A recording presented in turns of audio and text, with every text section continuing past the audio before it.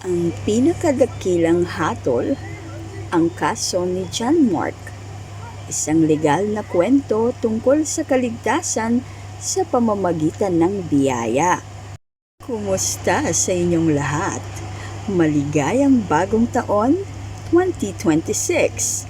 Ngayong araw, ibabahagi ko sa inyo ang pinakadakilang balitang kailanman ay naipahayag. Isang kwento tungkol sa pag-ibig ng Diyos, katarungan at kaligtasan.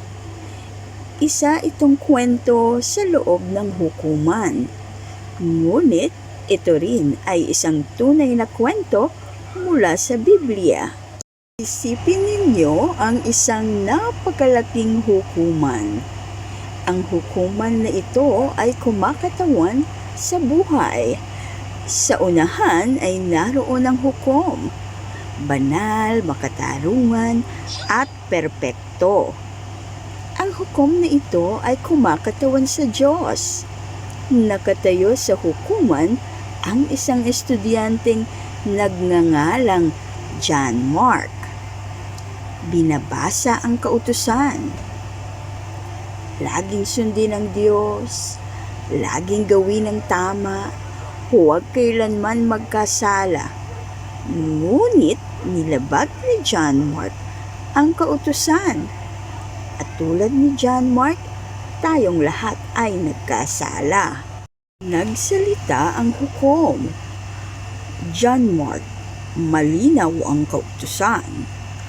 Ang kaparusahan ng kasalanan ay kamatayan.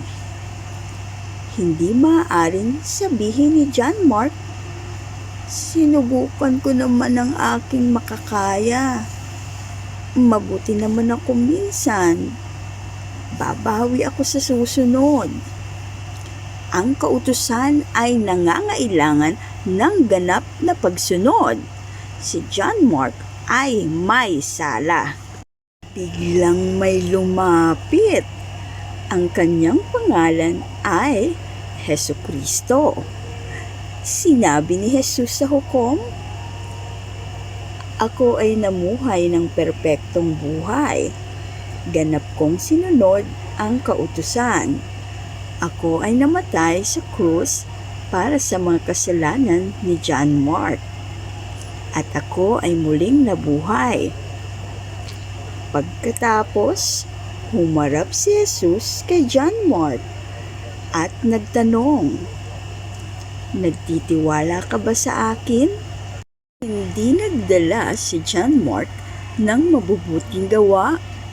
Hindi siya nagdala ng mga parangal.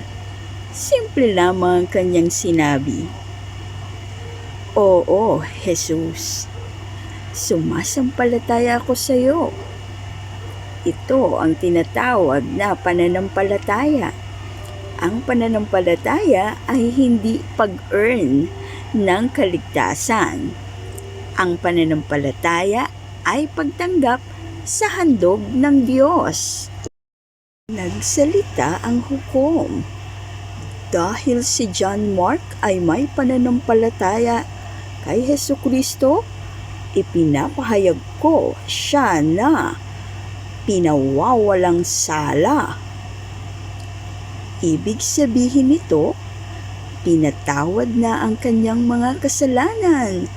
Ang katuwiran ni Jesus ay ibinilang sa kanya. Lubos na natupad ang kautusan. Siya ay tinuring na matuwid sa harap ng batas. Ibig bang sabihin nito ay maaari na tayong magkasala ng malaya? Hindi. Kapag ang isang tao ay sumampalataya kay Jesus, binabago ng Diyos ang kanyang puso. Nais na niyang sundin ng Diyos. Kusang sumusunod ang mabubuting gawa. Ang mabubuting gawa ay hindi nagliligtas sa atin, ngunit ang mga taong naligtas ay gumagawa ng mabuti.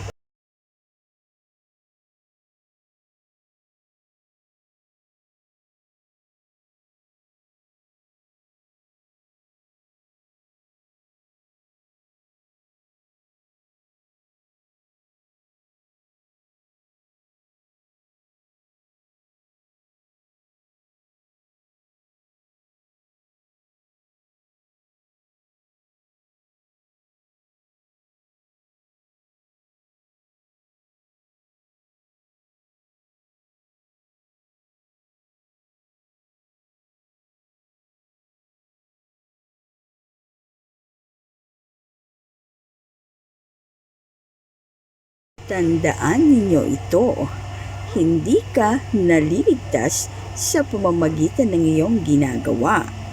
Ikaw ay naliligtas sa pamamagitan ng ginawa ni Jesus. Ito ang pinakadakilang hatol kailanman.